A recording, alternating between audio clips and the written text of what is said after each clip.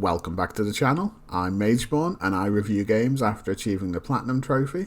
Why? Because I believe fully completing a game gives me the best understanding of what it has to offer, especially for fellow trophy hunters looking for their next challenge. Today I'll be taking a look at Dave the Diver, a game that blends two very different gameplay styles into one unique experience. Half of your time is spent diving into the ocean, catching fish and exploring underwater mysteries, while the other half is spent managing and running a sushi restaurant. It's a satisfying gameplay loop that keeps things fresh, balancing action-packed deep-sea adventures with the more strategic aspects of running a business. According to PSN profiles, Dave the Diver has a 3 out of 10 difficulty rating, with an estimated platinum completion time of around 40 hours. Personally, I managed to finish everything in about 30 hours, though your time may vary depending on how efficiently you go through the game. The trophy list is pretty straightforward, with most trophies coming naturally as you progress. However, I'd highly recommend checking a guide for a few specific ones, just to save yourself some time. There was one trophy that added about 4 extra hours to my playtime after I'd already finished everything, which was getting a staff member to level 20. To avoid this grind, at the end I'd suggest focusing on leveling up your staff throughout your playthrough, rather than leaving it to the last minute like I did. One of the coolest things about Dave the Diver is its real-world inspiration. The game's director based the concept on a real-life restaurant on Jeju Island, where the owner dives for fresh ingredients during the day and serves them in the evening. That unique premise is what makes this game stand out from the start. Visually, the game features a gorgeous pixel art style, and some of the animations, especially during cutscenes or special moments, are incredibly well done. The mix of action combat and restaurant management works surprisingly well, but you can definitely feel that the game pulls inspiration from a lot of different genres. Maybe even a few too many. In terms of difficulty, Dave the Diver is a pretty easy game. None of the boss fights or tougher areas are particularly challenging, though some of the minigames might catch you off guard if you've never seen them before. Luckily, the game lets you retry anything you fail, so nothing ever feels frustrating. Performance-wise, the game runs smoothly and I didn't run into any technical problems during my playthrough. That's always a big plus, especially for an indie title. Dave the Diver has a pretty interesting story. You start out helping to rebuild a sushi restaurant by diving for fish to sell. But as the game progresses, you'll find yourself wrapped up in a ton of side stories and extra tasks. If you're going for the platinum, you'll need to explore all of them. Now, I'll be honest, not every side story was a hit for me. Some were just a lot of reading through dialogue bubbles, which I personally didn't enjoy. On the flip side, hunting for the rare and exotic fishman, and yes, they're exactly what you think they are, was really fun. One thing the game does well is you're never overwhelmed with too many things at once, and there's enough breathing room between quests to get immersed in each story before the next one starts. Sure, some of them felt a little dull, but with so many different side adventures, not everything was going to land perfectly. Dave the Diver features a variety of small progression systems, most of which revolve around earning and spending money to improve different aspects of the game. One of the core progression paths is upgrading your diving equipment.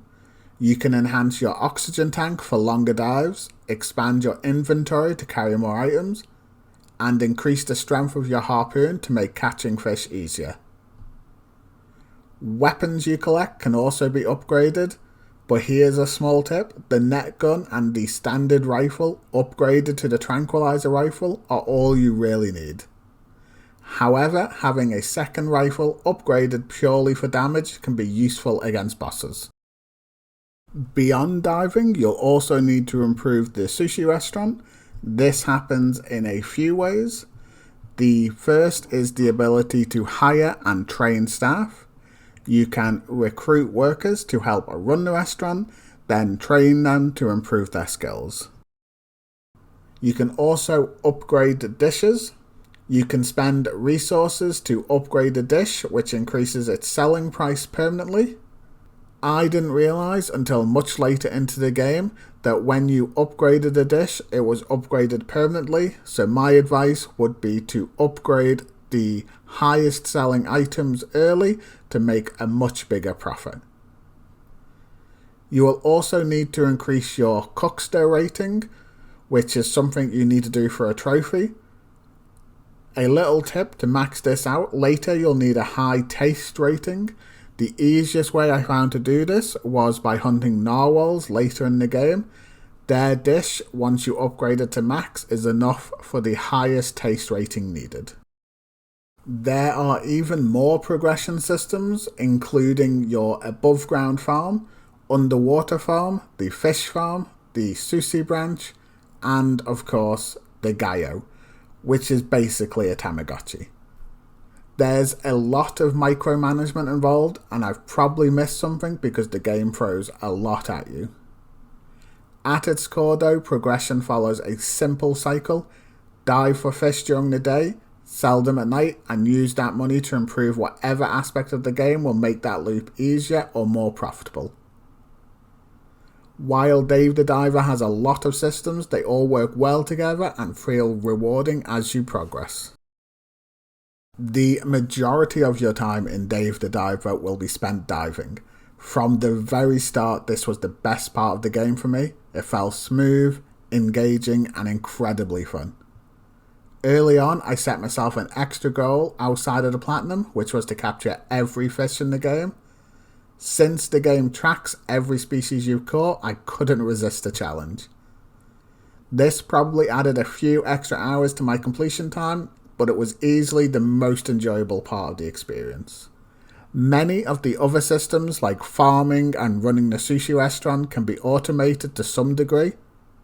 Once I set those up to run efficiently on their own, I spent the majority of my time diving.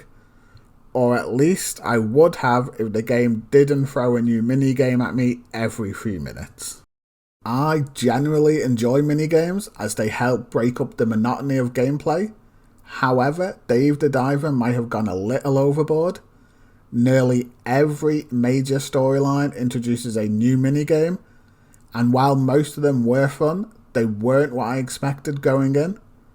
The boss fights, which I mentioned earlier, were all relatively easy but still enjoyable, though some of them also turned into minigames. For me, the core gameplay loop of diving and running the restaurant was fantastic, but the sheer number of minigames felt more like a distraction than an enhancement. Now on to the positives and negatives. On the positive side, the diving aspect of Dave the Diver was incredibly fun and easily the highlight of the game for me. The general story was engaging and the pixel art style was beautifully crafted. Certain moments felt like genuine works of art. The underwater movement was fluid and immersive, making you really feel like you're exploring the depths. The harpoon gun in particular was smooth and responsive, adding to the satisfying gameplay loop. Beyond that, the game is far more in-depth than it initially appears. There's so much to do and explore, and I can easily see players getting lost in this world for hours. As for the negatives, I think it's clear by now that I found the sheer number of minigames to be excessive. Outside of that though, there really isn't much wrong with the game. Now for my final thoughts on the game. I genuinely enjoyed about 90% of my time with Dave the Diver. Strangely, despite enjoying most of the game, I found myself putting off playing the further I got into it. Something about it wasn't pulling me back in, and if I wasn't chasing the platinum, I don't think I would have finished it. It's an odd feeling because there's so much of the game does right, yet that lingering 10% kept pushing me away. So, my final thoughts: Dave the Diver is for the most part a very enjoyable experience. If you love a mix of minigames, engaging side stories, and a well-crafted gameplay loop, you'll likely have a great time. Just be prepared, there may be moments where the pacing slows and things start to drag.